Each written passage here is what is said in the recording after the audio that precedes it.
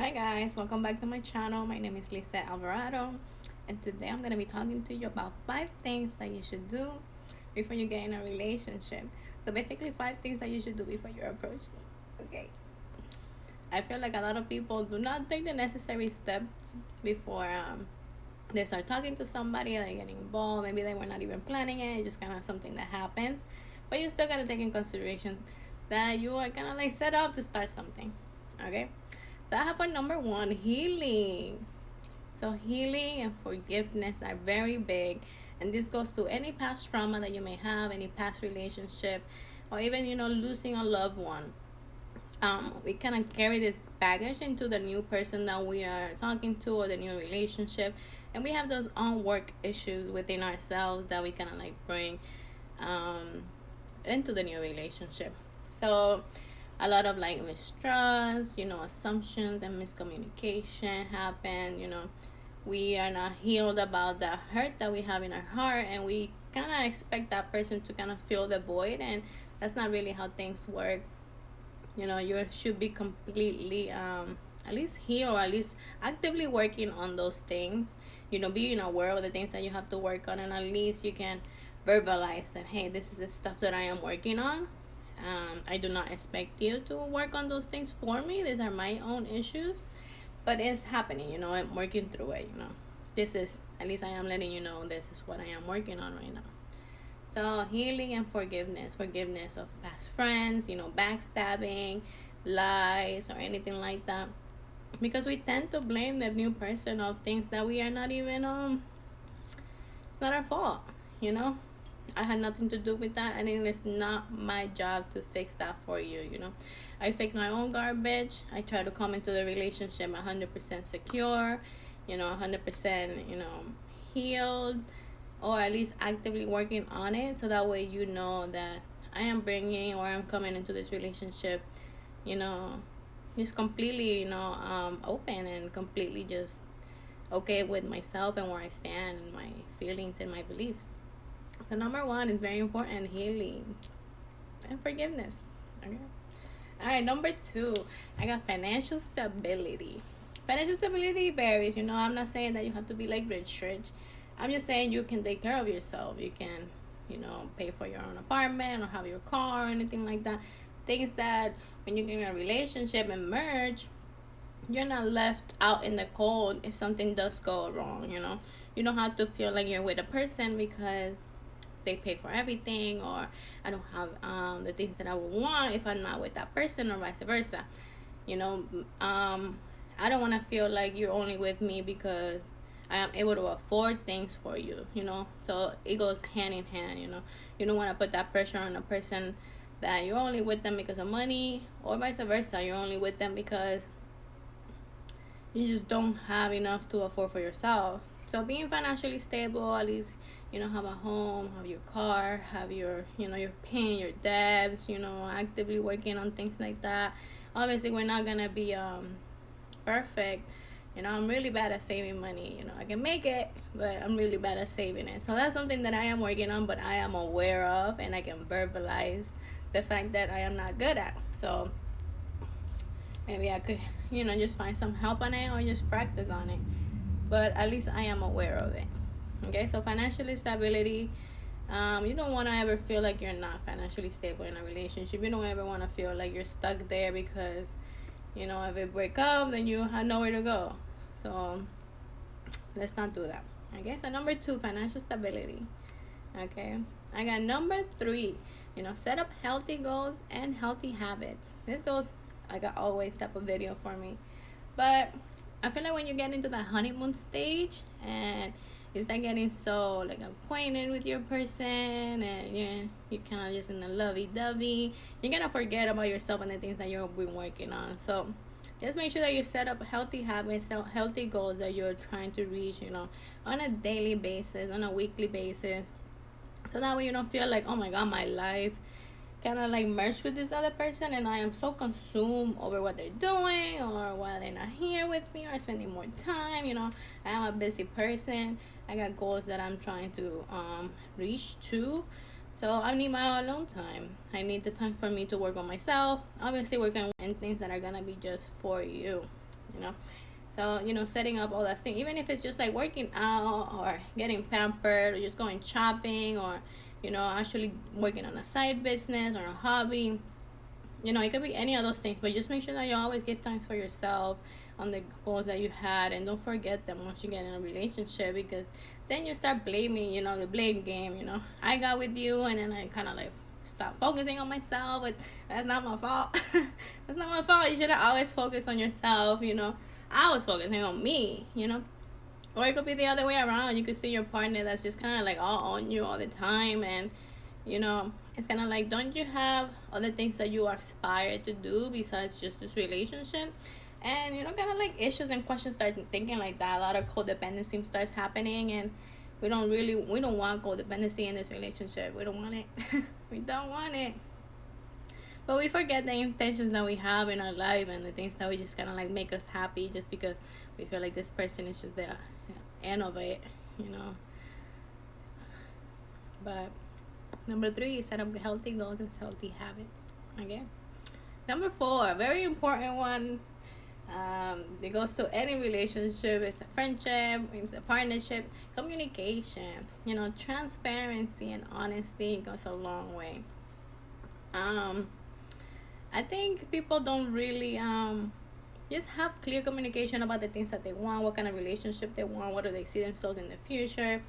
Even if it's just kids, if I want like an open relationship, if I want, things that are really, really important. I feel like we get caught up with the person and we forget to ask these questions that are really important in the long run.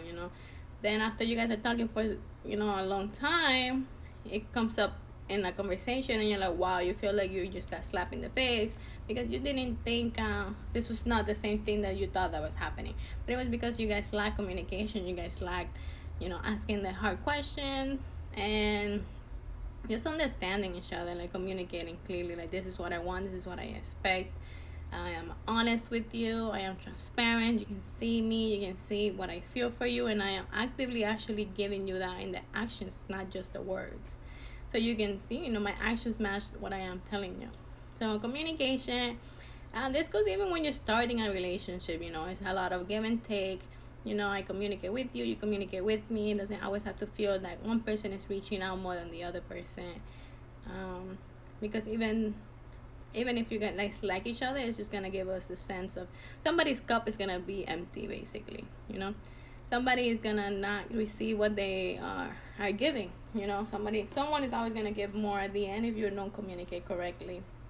And that's not fair. That's not fair for the person. That's not fair for you at the end of the day, because you might end up losing somebody that may have been really good for you just because you did not learn how to communicate. You did not learn how to appreciate the person. So communication is really important. Oh my god, my battery is dying on my computer. But communication is important. It goes hand in hand with everything, businesses or anything like that. If you don't know how to communicate, even like I said, even if it's just a friendship, you don't want to have a friend that doesn't know how to communicate. You don't want to have a friend that you're always the one, looking for.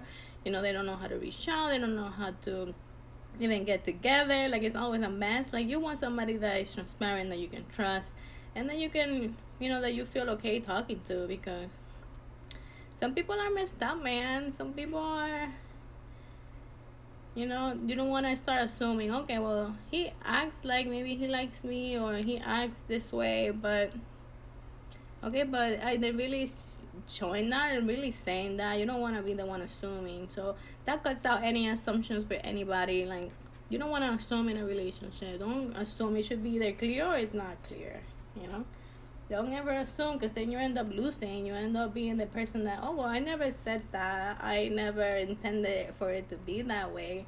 You just acted like it was, but you never really intended. So it makes no sense. So get that verbalized. Get that in a contract. Big believer in prenup.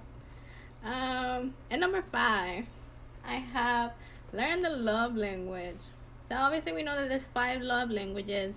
There is, let me see if I see it, acts of service, words of affirmation, quality time, physical touch, and receiving gifts. I took the test and I can definitely agree. My top 2 ones are quality time and words of affirmation. I think words of affirmation is first. So I'm a person that likes to, I appreciate you, I like you, I want to spend more time with you, you inspire me, I think you're great, you're beautiful. Just words of affirmation.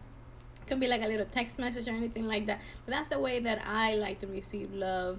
And I think that's the way that I give out love, since I think that's the way that I like to receive love. So I'm very big on, expressing myself. I want to reassure you that you are amazing, that you don't ever let nobody bring you down, type of thing. That's the way a lot of people, like to give gifts. I like to give gifts, but I think that's like my last one. If I don't have the words of affirmation, if you're not giving me no quality time, and it doesn't matter what gift you give me, because it's gonna be empty. What am I gonna do? Just sit alone with a fucking gift? No, I'm sorry.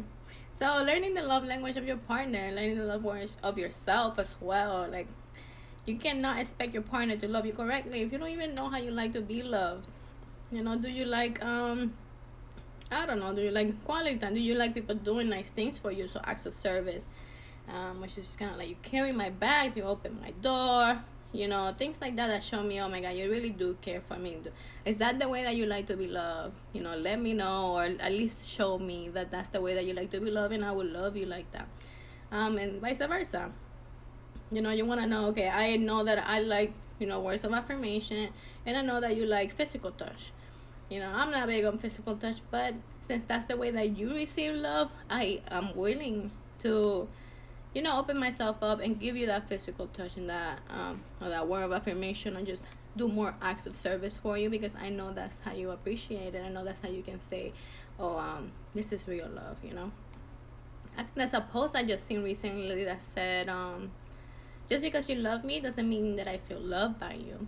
And I think that has a lot to do with it. We can maybe show, I can be giving you words of affirmation all day, every day, but that's not really how you perceive love. That's not how you kind of like, okay, that person cares about me. Maybe you don't find it that way. Maybe spending more time with you is what actually shows me, okay, well, now I believe that you care for me. Now I believe that you actually like love me, and things like that. So learning each other love language, learning your own love language, of course, before you get into a relationship, so that way you're aware of how to show a person or tell a person that they need to love you, and learning that other person's love language, so that way they never feel like you're not understanding them. So learning the love language, very important. So in conclusion, guys, just to finish it up, the only possible way to have a healthy and stable relationship is by making sure that you're doing the work, right? You're bringing in your 100%, you're completely, healing, or you're in the process of it. You bring your 100%, and I bring my 100%. This is not anything 50-50. It's 100%.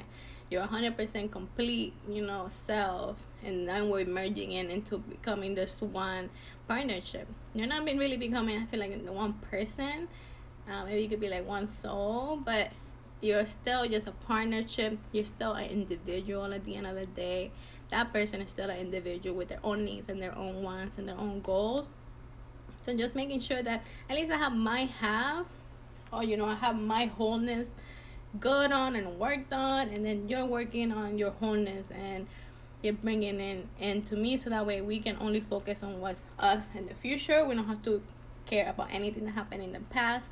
We already healed from it. We already forgive them. We already forgot about them, and we're just moving on to the next phase of our life.